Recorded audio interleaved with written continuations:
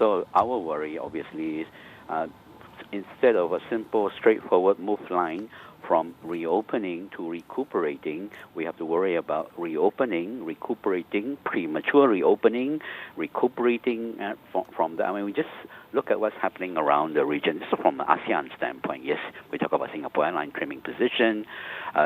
Same, I think this week we got Jakarta reintroducing wide-scale social restriction. This week also, the Vietnamese city of Da Nang has resumed flights and other transportation services. So this is, I suppose, how it is playing out. And behind that, obviously, the pressure coming from businesses is to allow private sector activities to pick up. From the government standpoint, UNI standpoint, healthcare risk remains. So how this is playing out, obviously, will have a significant impact on different layers of economic activities and businesses. That's the reality, I suppose, today. So that's a big drag on the economies in Southeast Asia. Does it somehow feel to you that we need to get that safe and viable vaccine before everything can come back again online as per normal pre-COVID? Yeah, I wish I can press the reset button and then move everything back. We can't.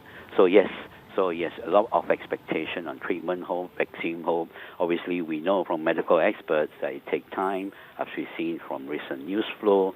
So reality is, I think, like even the airline industry says, maybe you're talking about 2-year recovery path before we can even talk about getting back to pre-crisis level. But obviously, in between then, the impact on the different sectors of the economy around the world can be pretty significant and severe. Seng, good morning. Tanvi joining in this conversation. Hi. How are you reacting to what's happened in Indonesia, since yesterday in terms of reimposing those social restrictions? What kind of impact would that have on an economy which is either way struggling? Indeed. I mean, I think what we have already seen Q2 perhaps as the worst. So good news is we may have passed the low point in Q2 for all the ASEAN economies. Yes, we'll see rebound on the Q-on-Q in Q3. The worry is whether the momentum will be carrying through into 4Q. If we take Jakarta, for instance, it looks like after the rebound, we think from that 5% contraction in Q2, we could see the contraction narrowing in Q3, maybe to about 3 to 4% down.